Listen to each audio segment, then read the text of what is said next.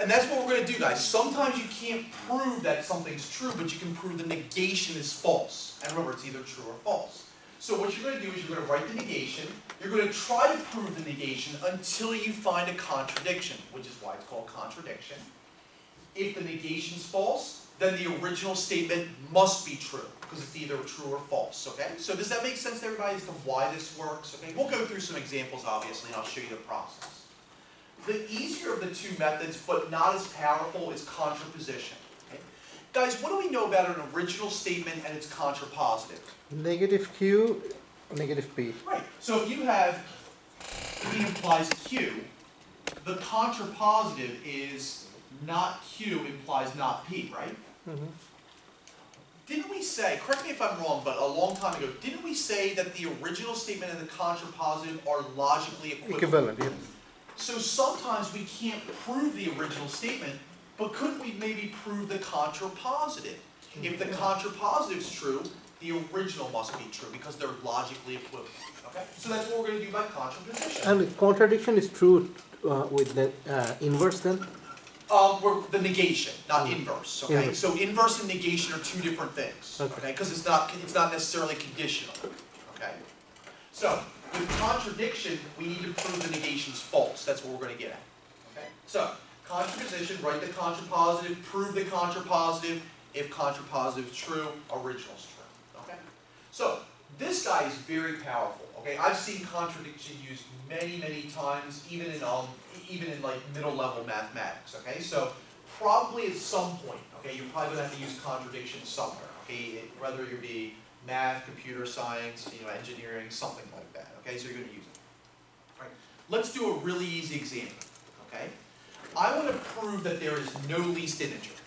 Okay, now you guys know this is true, right? I mean, if I wanted to find a least integer, I couldn't because I could just keep subtracting things from it, right, guys? So here's our proof. Okay, what I want to do is I want to start by writing the negation of this statement. Okay, guys, what is the negation of there is no least integer? There is a least integer, right, guys? So let's assume, here's the way that it usually starts. Let's say, suppose not, suppose there exists a least integer.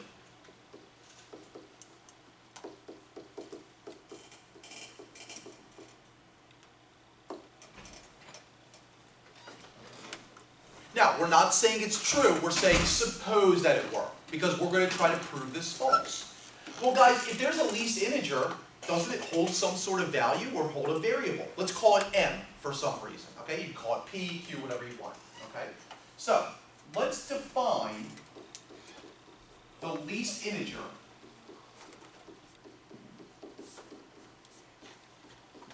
as m, where m is an element of the integers. Because if it exists, it can instantiate itself a singular value. Let's say m. And well, I won't write the arbitrary in particular. Done with that. Okay. Now, how can we show that this is false?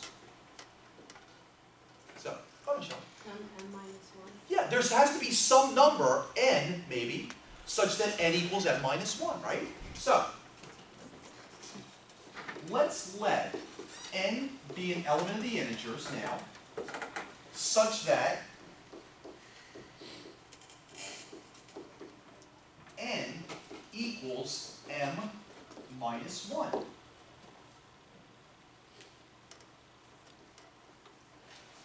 Okay? So what does that mean about the relationship between n and m? N is less than m. N is less than m, right? So thus, n has to be less than m. Thus, n less than m. Which means what? So it's a, That means n, it means that m cannot be the least integer, right? It's a contradiction. It's so obvious, right? I mean, everybody looks at that and they're like, well, if n was the least integer, but now all of a sudden n is, couldn't I just keep subtracting 1 forever if I really wanted to? Like I could find p to be n minus 1 and q to be p minus 1, whatever I wanted, okay? So this is a contradiction. You don't have to do the dot, dot, dot if you want one to. So this is a contradiction.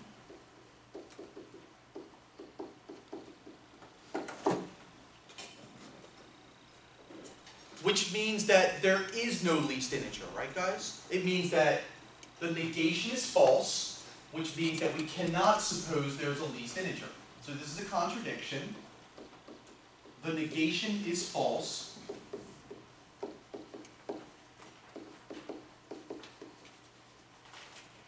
And because the negation is false, what does that absolutely mean? The original statement is true, right guys? It's one or the other, it can't be both. Okay? So the negation is false, and thus the original is true. Nice. You're gonna have a lot of these where we have to write them out. Well, this is just like an introductory one, so, but yeah, as you found out, I know they're a pain in the ass to write out, but yeah, you'll probably have to write a few of these out, okay? So, not a lot of them, so that's the original. There's a lot of grammar in this, man. Yeah, you don't get graded on grammar or anything like that. So if you say it ain't true, or that dare variable, or something like that, that's fine with me, that doesn't hurt my feelings, okay? Or you want to start using cowboy talk or something like that, or if you want to draw 10-gallon hats, never hurts. All right. So, any questions about this, guys? That's the basic process for this, okay? And I know it doesn't seem like it's very powerful, but it actually is a very powerful process of proof. Okay. All right, let's look at something that's a little bit more mathematical, okay? So for this time, what I want to do is I want to prove that for any integer n, okay, that 3, and what do you guys suppose that this symbol right here means? Divides, Does not divide, right? Because it Does has the line width through it. What'd you say, James? A black hole. A black hole, okay. So 3 black holes, 3n plus 2, okay? So whenever you guys see this statement, let's just assume that that means does not divide. Okay. All right. So I was just curious what the next one was. All right. So first thing we need to do, we need to write the negation of this, okay? Guys, what's the negation of 3 does not divide 3n plus 2? 3 divides. 3 does divide 3n plus 2. Duh. Okay, so if this is on a test and you write the negation, you at least get 1 point for this. Okay, so we start out again. We just say suppose not. Suppose 3 divides 3n plus 2. Okay. I'm down with that.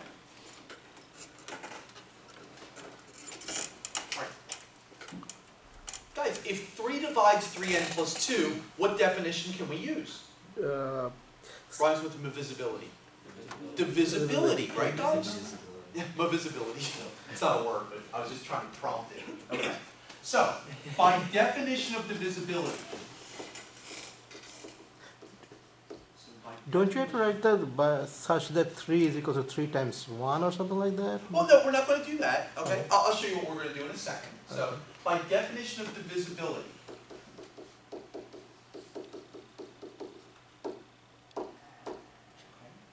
what can we say about 3n plus 2 by our definition of divisibility?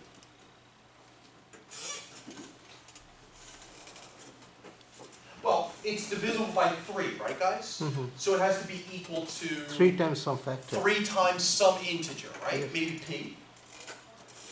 So this has to be equal to 3p, where p is an integer. Okay. Does that make sense to everybody, guys? Like, we've used the definition of divisibility before. That doesn't hurt anybody's feelings, right? Now that you see it. We need to come up with some sort of contradiction with this. And this one's a little bit sneakier than you would think. Okay? So, let's just throw out some ideas, okay? Does anybody think they might know an idea as to perhaps how to arrive at some contradiction? We don't care what contradiction we arrive at. So should we do the algebra first? Such as what, Art? Subtract 3p on the left and take 3 as common equals to 0.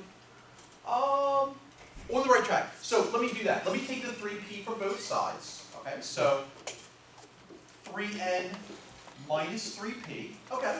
So Okay. just by subtraction, and then what else do you guys think we might want to do? Negative 2, So maybe move the 2 to the other side. So maybe just get all the variables to one side. Okay, would that hurt anybody's feelings if we did that? Now, we might not know why, we're just doing it, but at least we're trying something. So this is just by some basic algebra of subtraction. Okay, so that's by subtraction. So, by subtraction.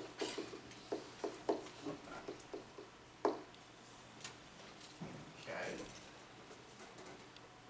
And then... factor 3. Yeah, factor 3 out. Couldn't hurt, right? I mean, they both have factor of 3. It seems like it's the only possible place we could go.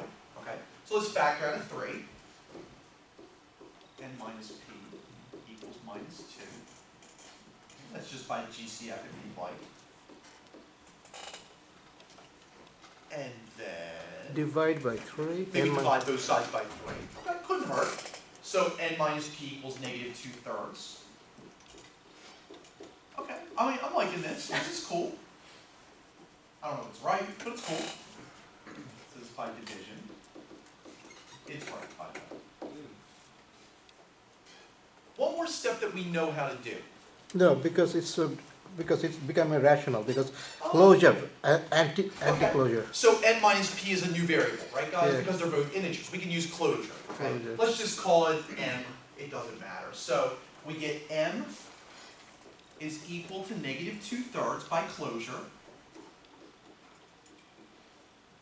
And m is an integer. Oh, m's an integer. That might be a little bit important, right? In fact, if we don't write that, the whole proof sucks. I mean, it might suck to you guys regardless, but... There you All go. right. So, all this algebra is great, and all the steps that we've done are absolutely correct. Are we done? Have we hit a contradiction? And Yes. if so, what is the contradiction? It's a rational number. Yeah, negative 2/3 is not an integer, right? Uh-huh. But we're saying it's an integer, okay? So how does that work? That doesn't work. We can't have something that we claim to be an integer equal to a rational, okay? It's just like if that's our contradiction, right? So this is the methodology. We go through, we try to prove, and we try and try and try until we run into some contradiction, okay? So that's the contradiction that we arrive at, okay? So what we're going to say is that thus m equals minus 2/3 and m is an element of the integers. Okay. That is clearly a contradiction, okay?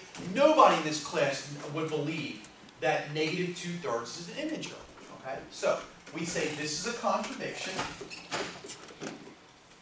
So this is a contradiction.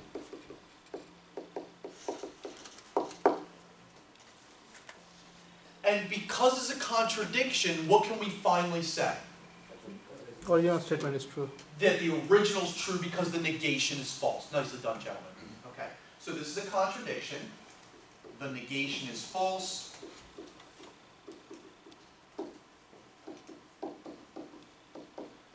And the original must be true. Or we could just say, and the original is true.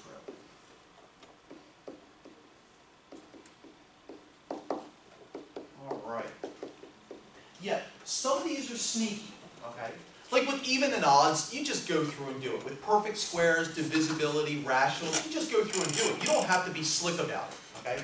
I think of like this like Calc 1 stuff, okay? There's a rule for every derivative, right guys? In Calc 2, you have to be slick about stuff, right? So this is what I equate to like Calc 2 stuff. Go ahead, Jake. You can just find a number that contradicts it, could you just use that as part of your proof?